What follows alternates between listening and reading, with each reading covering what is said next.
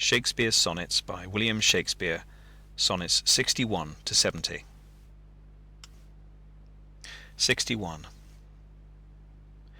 Is it thy will thy image should keep open my heavy eyelids to the weary night? Dost thou desire my slumbers should be broken, while shadows like to thee do mock my sight? Is it thy spirit that thou send'st from thee so far from home into my deeds to pry, to find out shames and idle hours in me, the scope and tenure of thy jealousy? Oh no, thy love, though much, is not so great. It is my love that keeps mine eye awake, mine own true love that doth my rest defeat, to play the watchman ever for thy sake. For thee watch I, whilst thou dost wake elsewhere, from me far off, with others all too near. 62. Sin of self-love possesseth all mine eye, and all my soul, and all my every part, and for this sin there is no remedy, it is so grounded inward in my heart. Methinks no face so gracious is as mine, no shape so true, no truth of such account, and for myself mine own worth so define, as I all other in all worths surmount. But when my glass shows me myself indeed, beated and chopp'd with tann'd antiquity, mine own self-love quite contrary I read, self so self-loving were iniquity. 'Tis thee, myself, that for myself I praise, painting my age with beauty of thy days. 63.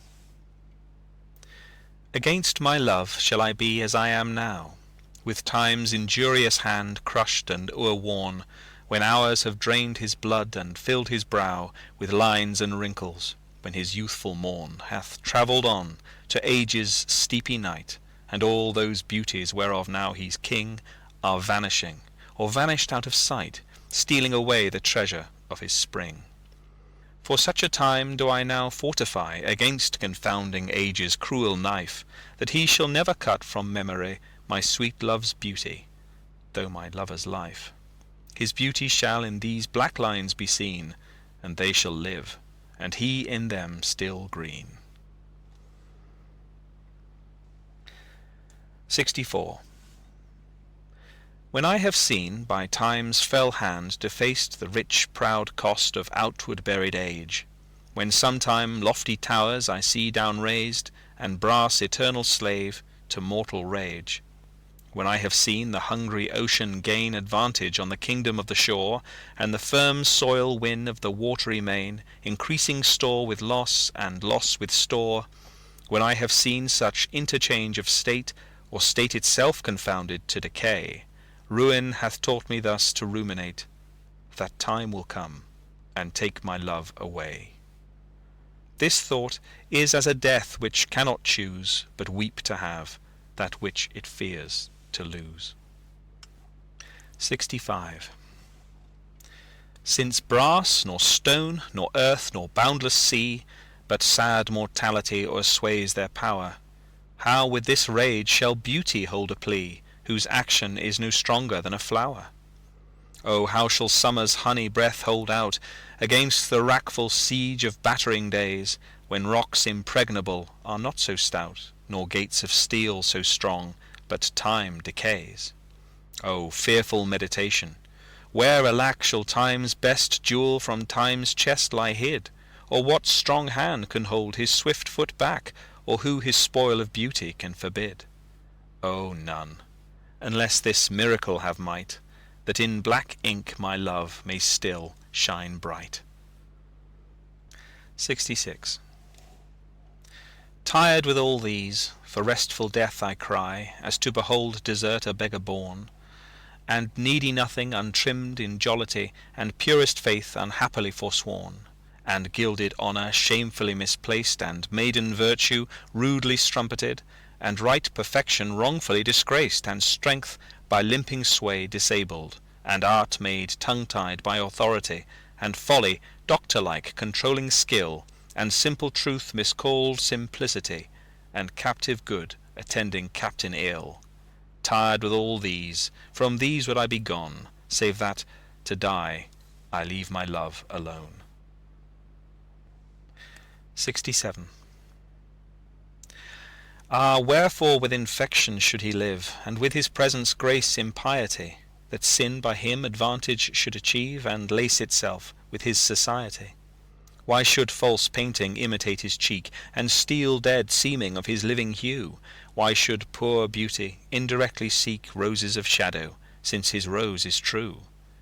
Why should he live, now nature bankrupt is, beggar'd of blood to blush through lively veins? For she hath no exchequer now but his, and proud of many lives upon his gains. O him she stores, to show what wealth she had in days long since, before these last so bad. 68. Thus is his cheek the map of days outworn, when beauty lived and died as flowers do now, before these bastard signs of fair were born, or durst inhabit on a living brow.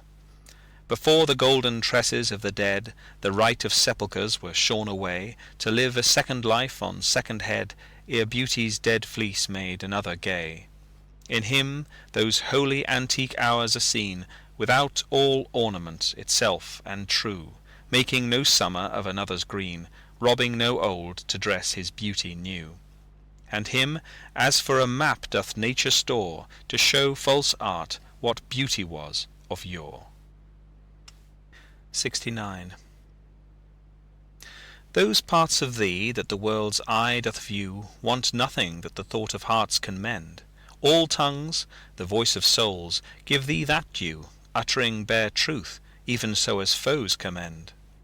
Thy outward thus with outward praise is crowned, but those same tongues that give thee so thine own, in other accents do this praise confound, by seeing farther than the eye hath shown. They look into the beauty of thy mind, and that in guess they measure by thy deeds. Then, churls, their thoughts, although their eyes were kind, to thy fair flower add the rank smell of weeds. But why thy odour matcheth not thy show? The soil is this, that thou dost common grow. 70. That thou art blamed shall not be thy defect, for slander's mark was ever yet the fair. The ornament of beauty is suspect, a crow that flies in heaven's sweetest air. So thou be good. Slander doth but approve thy worth, the greater being wooed of time. For canker vice the sweetest buds doth love, and thou presentest a pure unstained prime. Thou hast passed by the ambush of young days, either not assailed, or victor being charged. Yet this thy praise cannot be so thy praise, to tie up envy, evermore enlarged. If some suspect of ill masked not thy show, then thou alone kingdoms of hearts shouldst owe.